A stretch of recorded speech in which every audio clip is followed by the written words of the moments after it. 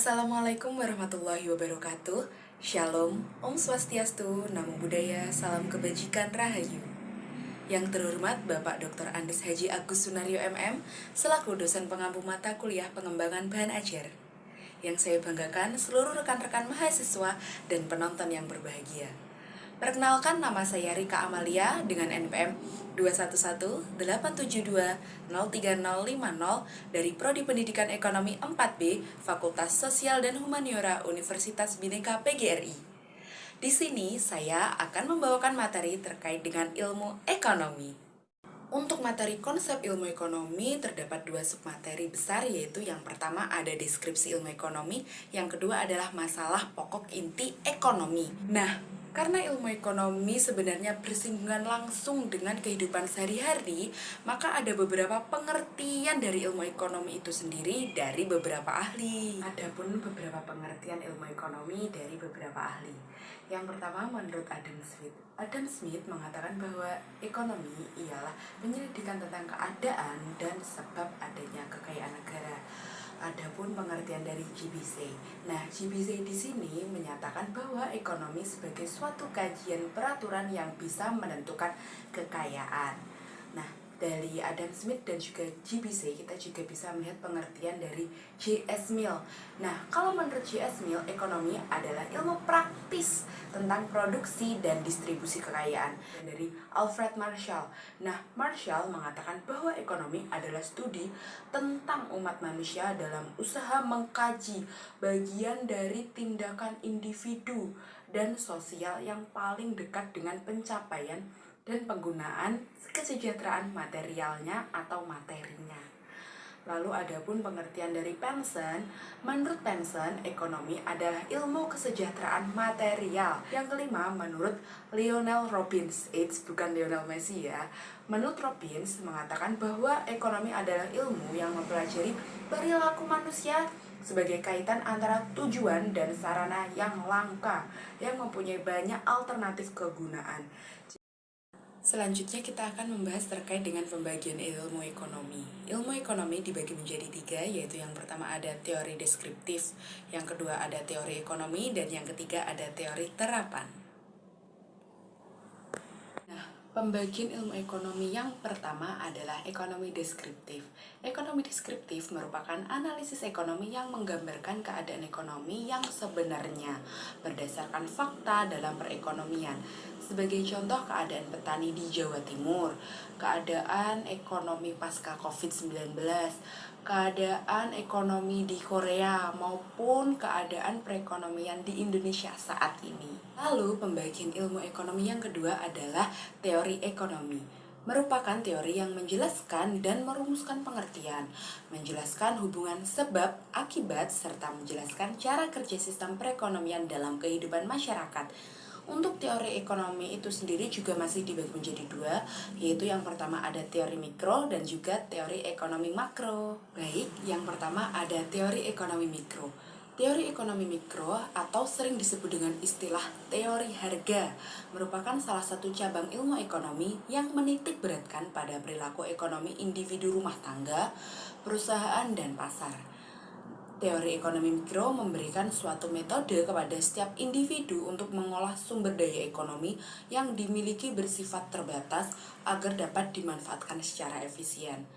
Untuk contohnya, pengalokasian pendapatan bagi rumah tangga agar lebih efisien, bagi perusahaan agar memperoleh keuntungan maksimal, kebijakan dalam mengambil keputusan bagi perusahaan, penentuan harga jual, dan juga sebagainya.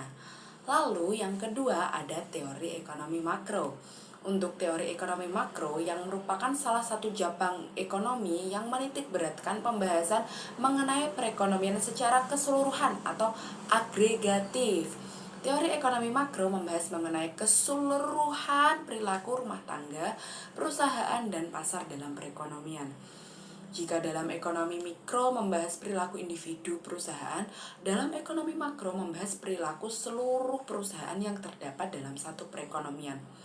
Selain itu, teori makro juga membahas tentang masalah-masalah ekonomi seperti pengangguran, inflasi, deflasi, pertumbuhan ekonomi, perdagangan internasional, dan juga kebijakan-kebijakan pemerintah.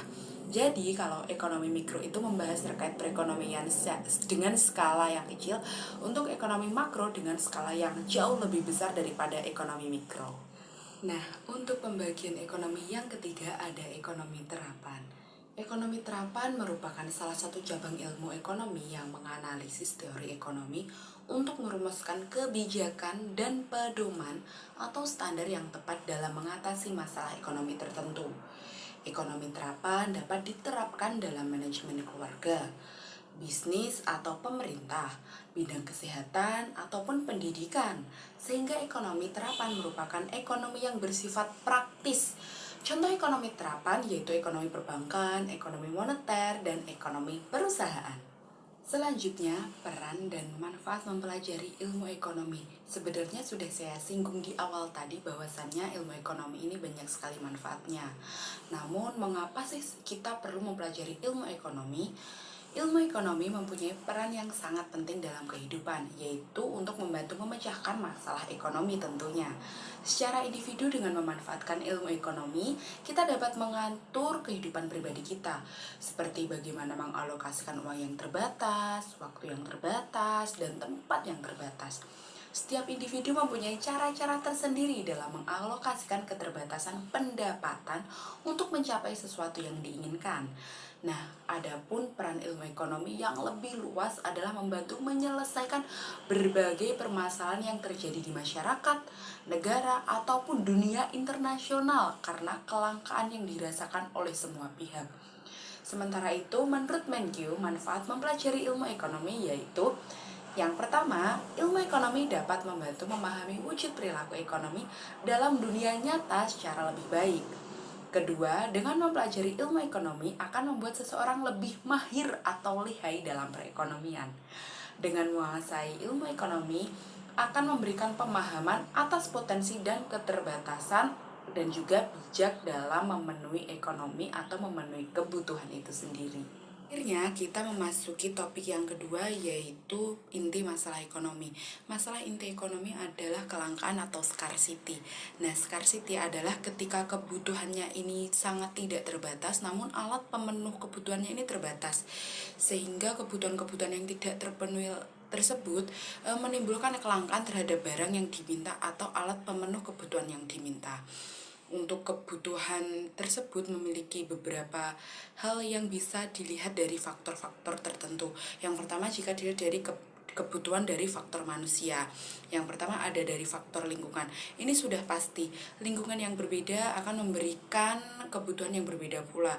Contohnya ketika lingkungannya dingin, maka pemenuh kebutuhannya seperti sesuatu yang menghangatkan, maka akan tinggi. Ketika lingkungannya itu panas seperti pantai, maka kebutuhan untuk kain katunnya pasti akan tinggi. Adapun juga dari sisi agama, kalau setiap agama memiliki kebutuhan yang berbeda untuk memenuhi kebutuhan alat peribadatannya. Lalu adapun untuk kebutuhan manusia dilihat dari sisi adat istiadatnya. Setiap adat itu pasti berbeda karena adat dipengaruhi oleh lingkungan tadi. Lalu selanjutnya ada dari peradaban. Jadi kebutuhan manusia ini juga berpengaruh terhadap peradaban. Peradaban berpengaruh terhadap kebutuhan manusia. Nah, semakin maju peradaban, maka semakin kompleks lagi kebutuhan manusia yang harus terpenuhi. Sebenarnya dari kebutuhan-kebutuhan tadi bisa dibedakan lagi atau dikelompokkan lagi. Nah, jenis-jenis kebutuhan dibagi menjadi 4. Yang pertama ada kebutuhan berdasarkan intensitasnya. Pasti ini sudah tidak asing lagi di telinga teman-teman sekalian. Ada kebutuhan primer, tersier, dan juga sekunder. Kebutuhan primer adalah kebutuhan manusia yang harus dipenuhi untuk kelangsungan hidupnya. Contohnya seperti sandang, makan, dan juga papan. Lalu untuk kebutuhan sekunder adalah kebutuhan yang harus dipenuhi setelah kebutuhan primer terpenuhi. Contohnya seperti TV, meja, kursi, sepeda, ponsel, dan sebagainya. Selanjutnya ada kebutuhan tersier atau barang mewah. Kebutuhan yang sifatnya ini mewah, pada umumnya bertujuan untuk menaikkan status sosial. Contohnya seperti perhiasan, mobil mewah, ponsel mewah, dan sebagainya. Yang kedua ada kebutuhan berdasarkan subjek yang membutuhkan. yaitu yang pertama ada kebutuhan individu. Kebutuhan individu adalah kebutuhan yang berhubungan dengan berbagai individu yang berbeda. Contohnya, petani membutuhkan cangkul, sedangkan pelajar atau mahasiswa membutuhkan pensil maupun pulpen. Selanjutnya ada kebutuhan umum, adalah kebutuhan yang berhubungan dengan masyarakat umum, misalnya seperti jaringan listrik, jalan, jembatan, dan sebagainya. Yang ketiga ada kebutuhan berdasarkan waktunya. Maksudnya yaitu kebutuhan sesuai dengan waktu. Seperti yang pertama, kebutuhan sekarang adalah kebutuhan yang harus dipenuhi saat ini, tidak dapat ditunda pemenuhannya dan harus banget dilakukan saat ini juga. Contohnya seperti orang yang sedang lapar, harus segera makan. Selanjutnya ada kebutuhan di masa datang atau yang akan datang. Nah, adalah kebutuhan yang dirancang atau direncanakan untuk memenuhi kebutuhan di masa depan. Contohnya mengikuti asuransi pendidikan, menabung untuk biaya kuliah, menabung untuk biaya menikah, dan sebagainya. Yang keempat ada kebutuhan berdasarkan sifatnya, yaitu ada kebutuhan jasmani, adalah kebutuhan yang berhubungan dengan tubuh atau fisik manusia. Contohnya pakaian, makan, dan juga minum. Selanjutnya ada kebutuhan rohani, adalah kebutuhan yang berhubungan dengan kejiwaan atau hati seseorang. Contohnya seperti beribadah dan juga liburan. Selanjutnya adalah alat untuk memenuhi kebutuhan atau alat pemuas kebutuhan. Nah, yang pertama dari segi cara memperoleh, ada barang ekonomi, yang artinya barang yang jumlahnya terbatas untuk memperolehnya memerlukan pengorbanan seperti waktu, biaya, atau tenaga. Kedua ada barang bebas, yaitu barang yang tersedia dalam jumlah berlimpah dan ini gratis, contohnya seperti sinar matahari dan udara. Ketiga ada barang ilit, yaitu benda yang jika jumlahnya berlebihan dapat membahayakan dan mendatangkan bencana. Contohnya air, jika air datang begitu banyak maka akan mendatangkan banjir. Jika jumlahnya sedikit itu maka akan kekeringan, seperti itu. Lalu dari segi cara penggunaan, yang pertama ada barang konsumsi, yaitu barang yang langsung dapat digunakan untuk memenuhi kebutuhan manusia. Barang konsumsi sering disebut dengan barang jadi atau barang akhir. Nah, barang konsumsi ini ada dua, yaitu barang konsumsi yang tidak tahan lama, misalnya makanan, dan juga barang konsumsi yang tahan lama, misalnya pakaian. Makanan tidak tahan lama dan akan habis dalam satu kali makan, sedangkan pakaian dapat digunakan lebih dari satu kali. Lalu ada barang produksi, yaitu barang yang digunakan untuk memenuhi kebutuhan manusia secara tidak langsung. Barang produksi digunakan dalam proses produksi lanjutan untuk menghasilkan barang konsumsi atau barang modal lainnya. Untuk barang produksi di sini ada yang tidak tahan lama atau habis dalam satu kali proses produksi, seperti bahan mentah dan bahan baku produksi, serta barang produksi tahan lama misalnya cangkul, mesin, dan gedung. Lalu dari segi hubungannya dengan barang lain, yang pertama ada barang substitusi, yaitu barang yang dapat dipakai untuk menggantikan fungsi barang lain. Bisa juga disebut dengan pengganti barang lainnya.